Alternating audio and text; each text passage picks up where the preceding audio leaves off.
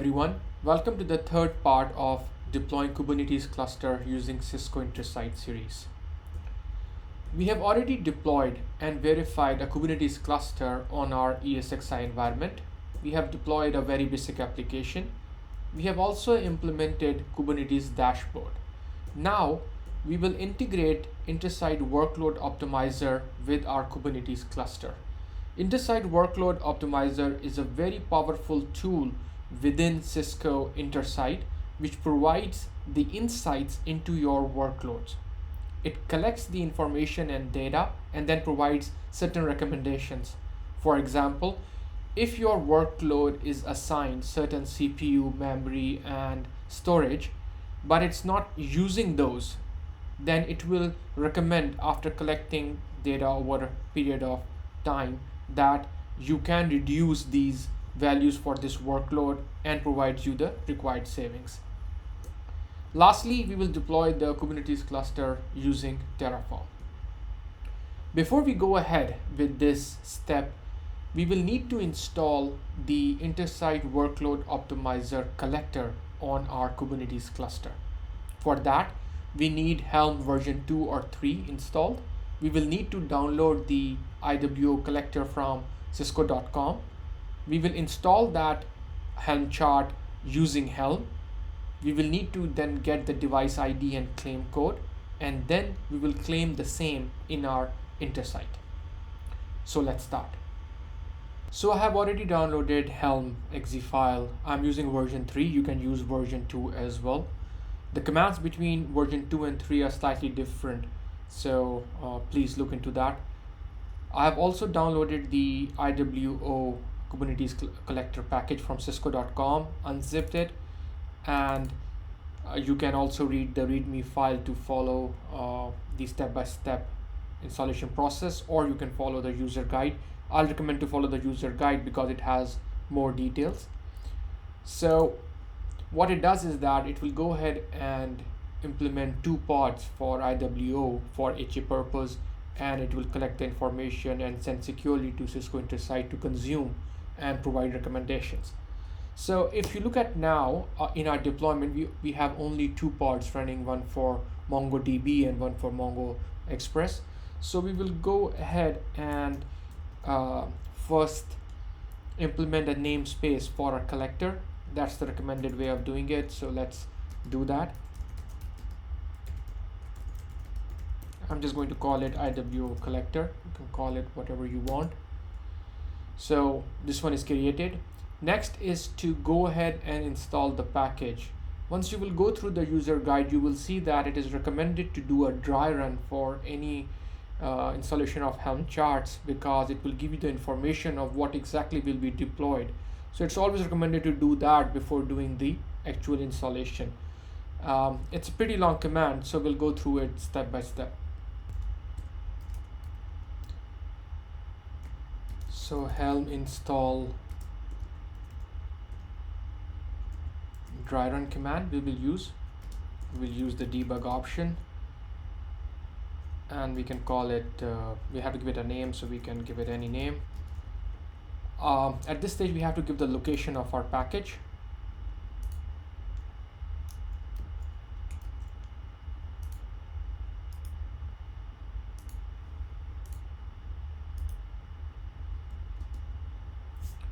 After that, we have to give the namespace which we created in the previous step.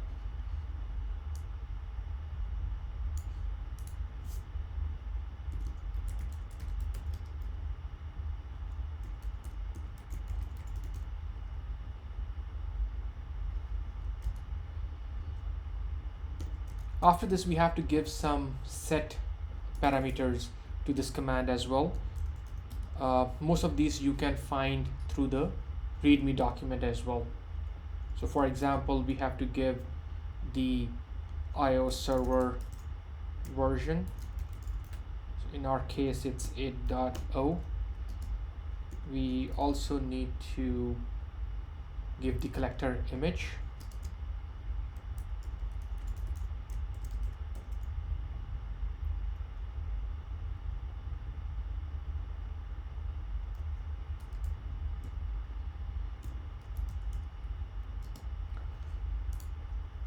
I'm trying to see what other options we have to give.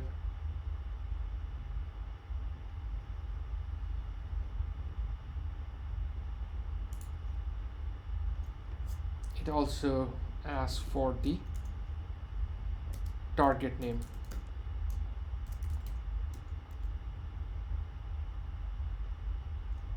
We can give it any.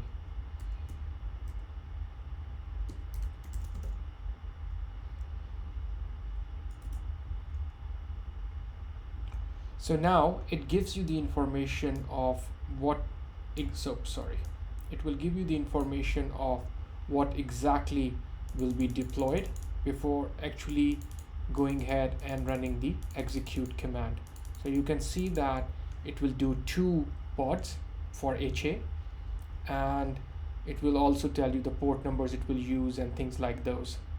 So if you are all okay with the output, then you can actually go ahead and run the install command.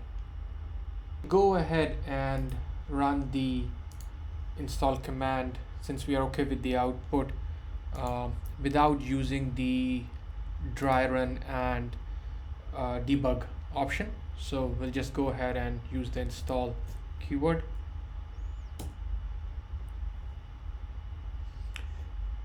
Now this should go ahead and start building the 2 pods.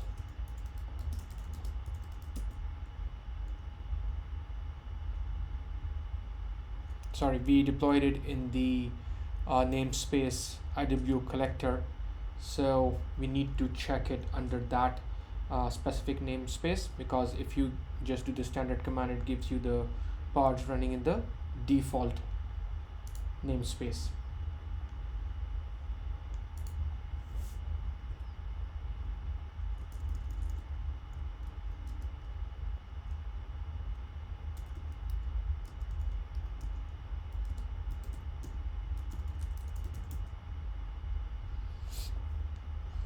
So here you can see that our 2 pods are getting created.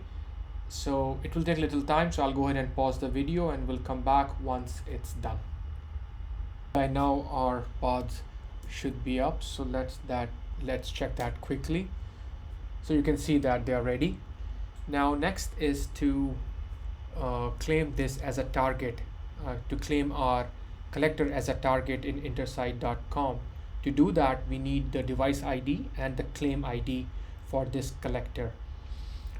In order to get that, we'll use the curl command to read those values. But before that, I'll forward the port of my collector so I can connect using curl.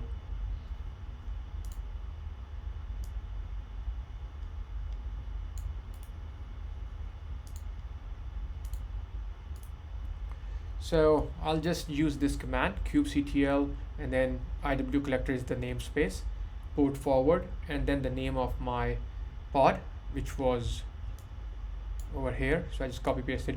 You can use any one of them, and then the port we are trying to forward to, which is 9110. Then we can use the curl command to retrieve our device ID and our security token, which will be the claim ID.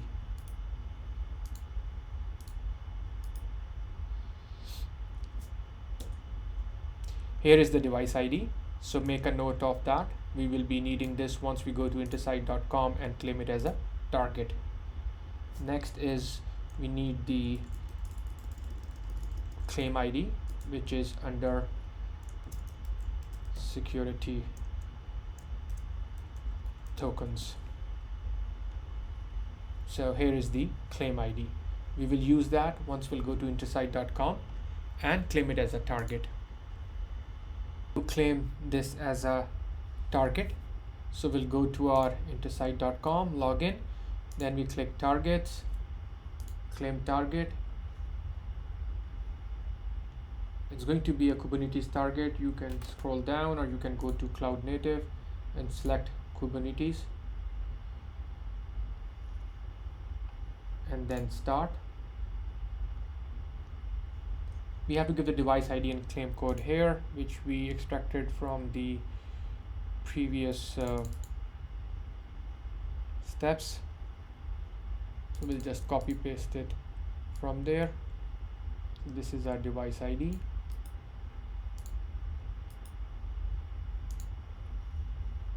And here is our claim code.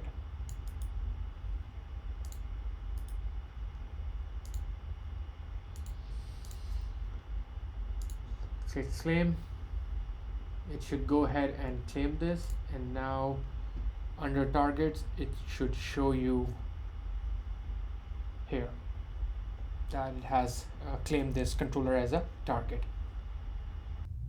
Once claimed and connected, the collector sends the information regarding the Kubernetes environment security back to the IWO.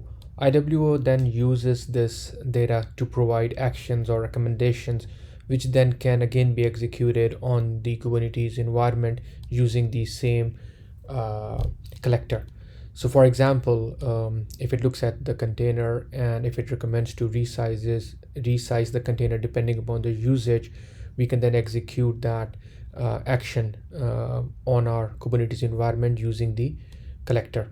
Or if you want to move pods between the nodes, that can be done as well. Now I'll take a couple of minutes to go over the IWO. So once you go to optimize and click overview, that gives you the Intersight workload optimizer screen, and it provides you the service tree view of your deployment. You can see that it shows you service, different applications running, where they are running, and it takes it all the way to the data center layer, where it shows you on which data center, on which virtual data center, on which ESXi hosts it's running, and give you a complete view of our environment. I'm running multiple targets, not only the Intersight workload collector, but also, like for example, AWS, my vCenter environment. So it's combining all those views and bringing all that together to give me this service tree view. So for example, if I click cloud, it will show me my AWS environment. I have only one virtual machine running there. Now back to the Kubernetes environment, because that is what our focus for this video. So it's showing me that I'm running 15 services. So I can click over here and it will give me the details of all my services running in my environment. I can do show all or go to list of services over here. If I do show all, it's showing me my services. So for example, if you remember, we created an internal service for MongoDB, and we also created a load balancer service for our Mongo Expressway to connect to our MongoDB. So those are all shown here, and if you just click any one of them, it will show you a service tree view of that service and related application, on which container it is running.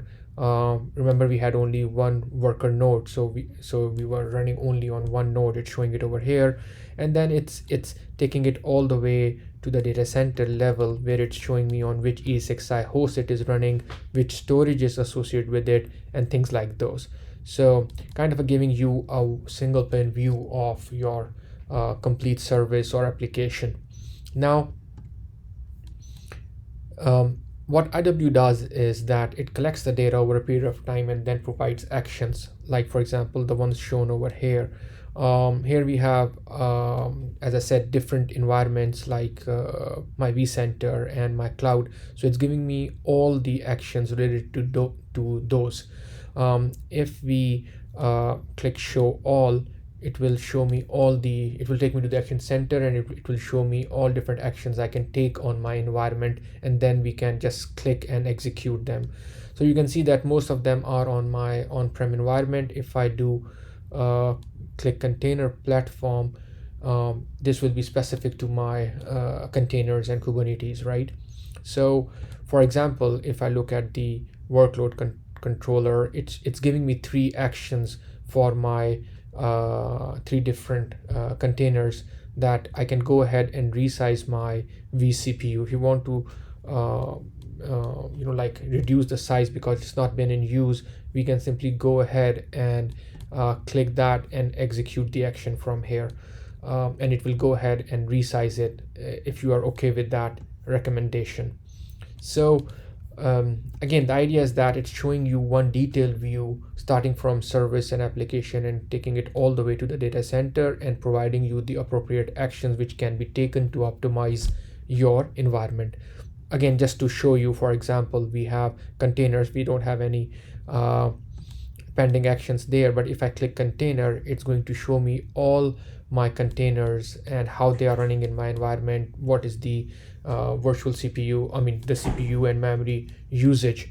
And if I list, it will give me all different containers out there. I should be able to see my containers for my deployment. For example, if I click Mongo Express, which we deployed earlier, it's showing me like, okay, it's associated with one application, the Mongo Express, and then it's running one service, which was our load balancer service, which we created for this application. What is the health of it? And then again, linking it back all the way to the data center on which ESXi host it is running and things like those. So, and it also gives you like the storage associated with the host. So for example, if I just click storage over here, it's giving me one action that if I want to optimize, I have my VMware dash1.log file, or I have my VMTK file, which is taking space. So I can go ahead and take an action and delete those. Hopefully this will give you an idea on what all you can do on your environment, and once you go ahead and use it and explore it further. If you have any questions, feel free to ping me.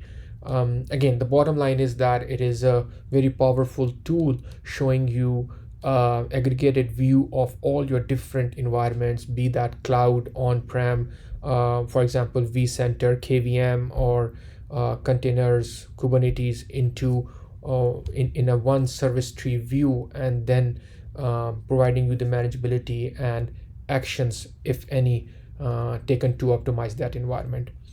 Again, feel free to ping me for any questions. In the next video, we will go ahead and deploy a Kubernetes environment using Terraform instead of the Intersight GUI. See you guys then. Thank you.